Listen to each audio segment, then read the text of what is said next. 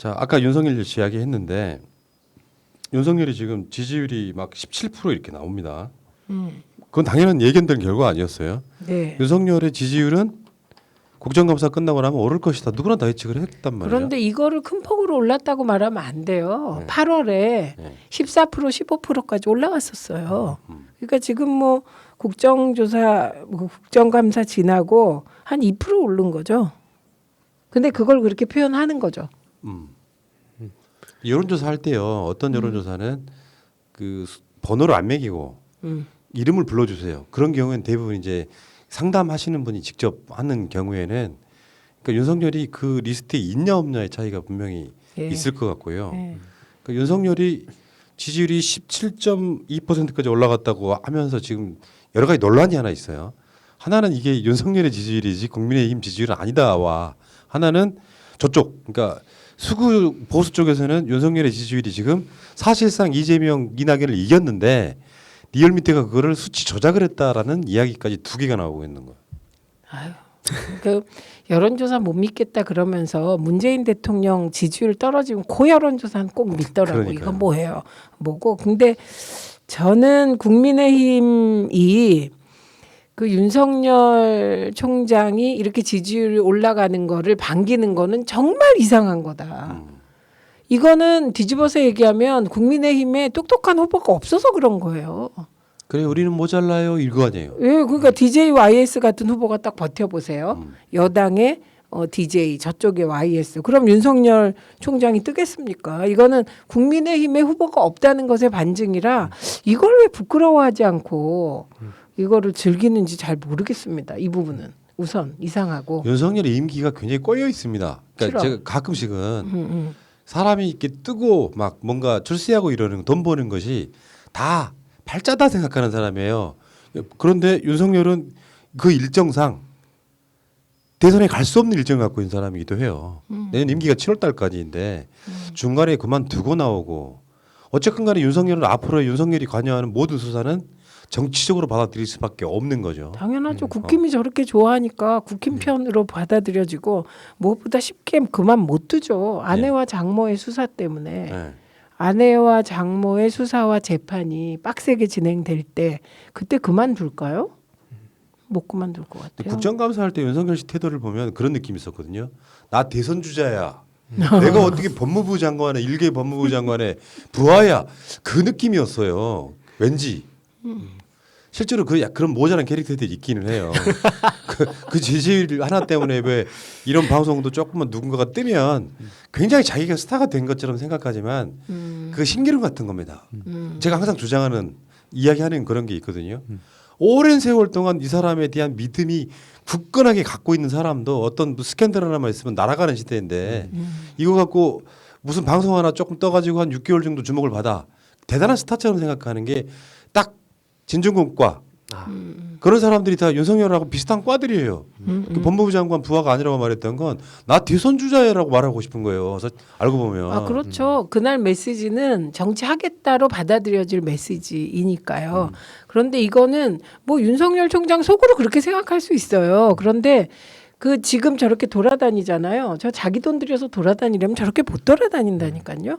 그게 정치가 장난이 아닙니다. 제가 거듭 말씀드리지만 반기문 전 총장 2주 딱 하고 그만두셨죠. 네, 그리고 그때도 똑같은 현상이었는데 그때 반기문 전 총장 지지율이 늘 1위였어요. 문재인 후보는 2위였어요 그때. 예, 그런데 이때 문재인 후보보다 더 괴로웠던 게 누구냐? 당시에 그 자유한국당 쪽 후보들이었어요. 예. 왜냐하면 반기문 총장이 위에서 누르고 있으니까 길을 못 피는 거죠. 지금도 똑같아요. 그 반기문은 들어올 때 에비앙 생수를 집어들면서 꼬이기 시작했어요. 저 사람은 서민에 대해서 너무 모르는구나. 그 편의점 들어가서 생수를 딱 꺼내는데 에비앙 생수를 에비앙 물 말 더럽게 없거든요. 한국 사람 입맛에 안 맞는 물이에요. 아, 뿐만 아니라 프랑스에서 올라면 적어도 아주 최하 2주 3주 걸리는데 무슨 맛이 있겠습니까? 생산 기간, 유통 기간이 긴데. 그때 2만 원 막 그렇게 또 이렇게 하지 않았었어요? 아니 그 옛날에 저 그 생각나는 게 윤석열 검찰총장 한 몇 달 전에 제가 봤다 그랬잖아요. 그 서초동인가에 약속이 있어서 갔는데 어디서 많이 본 사람이 밖에 이렇게 마스크도 안 끼고 그냥 이러고 막 건달처럼 가는 거예요. 그 양옆에 누굴 끼고. 그래서 원래는 가갖고 이거 찍고 싶었는데 참 그거 보면서 어쨌든 검찰총장이면 겁났구나. 쏟아받을까봐. 아니 우선 아닙니다. 겁나야지 정상이지. 그게 왜냐면은 그걸 찍었을 때 혹시 뭐 법적으로 걸릴까봐. 근데 아무튼 그렇게 마스크도 안 끼고 당당하게 거리를 다닌 거 보면서 야 뭔가 자기를 알아봐주길 바라는 거 아닌가? 약간 이런 생각 진짜 많이 그런 들었어요. 스타일이 있어요. 예. 왜 보수단체 집회할 때 지나가면서 아, 악수하고 맞아요. 지나갔다는. 관자 종자. 예. 아이씨. 자, 그 국민의힘 지지층에서 윤석열의 선호도가 38.8 나왔고요. 홍준표는 9.2, 오세훈 6.7 이런 식이거든요. 문제는 윤석열이 일단 정치할지 안 할지 몰라요. 그러니까 지금 윤석열은 어떻게 보면 간석열이 되고 있는 거예요. 간 보고 있다고. 내가 나가도 되는지 안 나가도 되는지 그 간철수가 지금 윤석열로 넘어간 거거든요. 그 상황. 만약에 윤석열이 나봐도 문제이고요. 윤석열은 특정 진영의 대선 주자가 딱 되는 순간 정치에 들어오겠다고 하는 순간 완벽하게 선이 그어지거든요. 너 그래서 그랬구나라는. 그렇죠. 예. 근데 만약에 윤석열이 만약에 그만두게 되면 어떻게 됩니까? 지금 그러니까 중간에 난 정치할 생각 없다고 선을 긋거나 또는 어떤 이유로 낙마하는 경우가 생길 수 있잖아요. 그러니까 닥쳤던 게 지붕 쳐다보는 격이 될 가능성이 높죠. 국민의힘이. 그리고 저쪽에 아직도 주류라고 할 수 있는 친박들 입장에서 보면 철천지 원수거든요. 그렇죠. 일단 그 태극기 세력이 가장 그 국민의힘 쪽에 결집 가능한 지지 세력이거든요. 행동력이 높고. 그런데 이분들이 윤석열 총장을 받아들인다? 그럼 그건 태극기 세력이 아니죠. 네, 그렇죠. 그때부터는.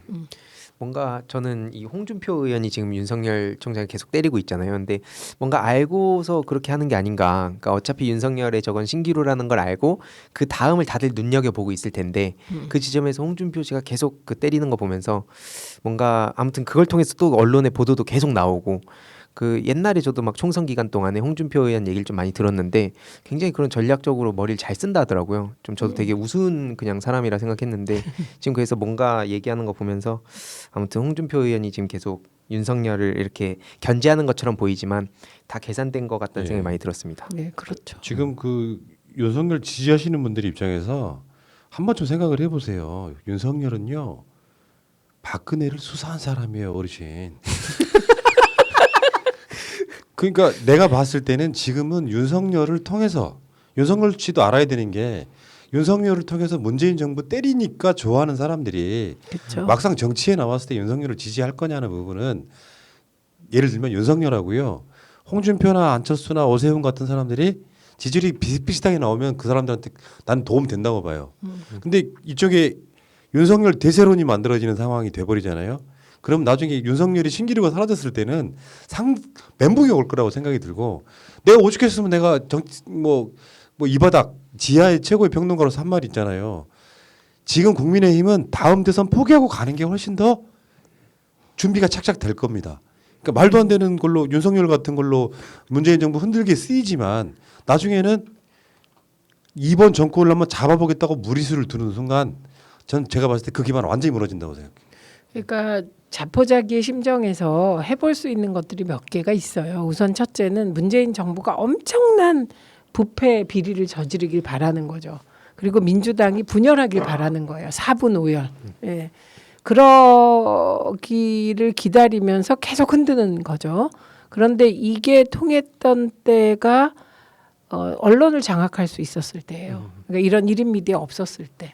근데 지금은 번번이 그 소위 기성 언론과 1인 미디어들이 격돌하지 않습니까? 그래서 지금 계속 팽팽하게 가고 있는 그런 형국이기 때문에 그 전략이 먹히지를 않죠, 일단. 그러니까요. 그리고 우선 반기문 대세론, 고건 대세론 이런 게 막 깨졌잖아요.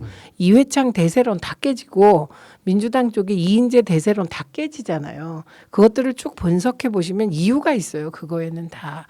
대통령 선거는 적어도 과거를 보고 투표하지 않는다. 미래를 보고 투표하기 때문에. 그렇지. 예. 그럼 윤석열이 후보가 된다고 칩시다. 뭘 기대해요, 미래에?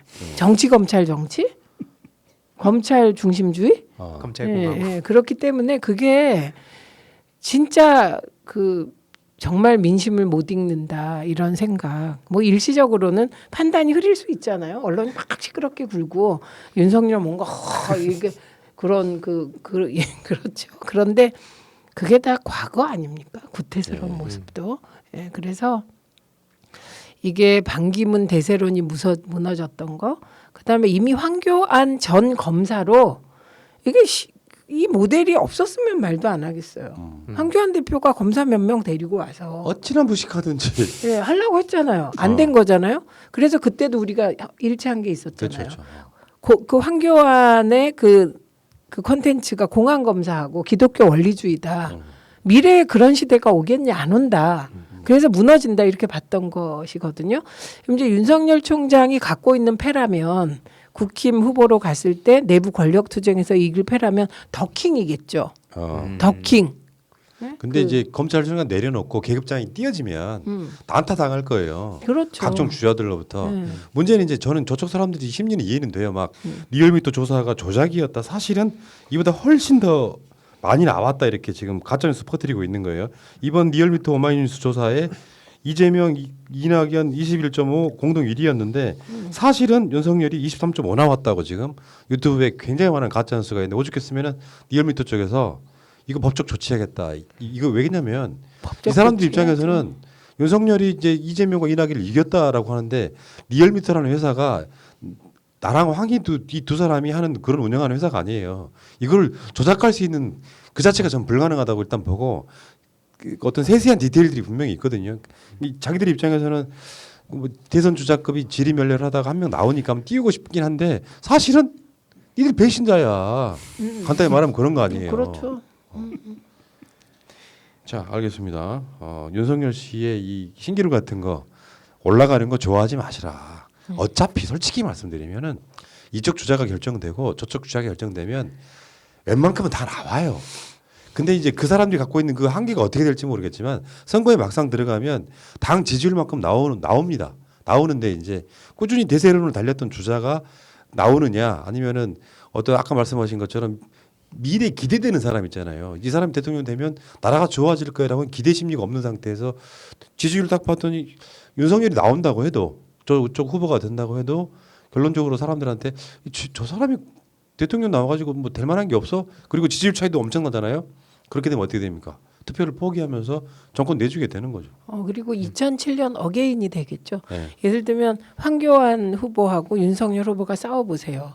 황교안 후보는 윤석열 장모 처 아내 그 2007년처럼 하지 않겠습니까? MB와 박근혜처럼. 그래서 검사 대 검사의 경선은 또 다른 난투극이 될 거다 이렇게 봅니다. 그래서 그렇게까지 가지 않을 것이다라고 보는 거죠. 예, 맞습니다. 자, 그 얘기 여기까지.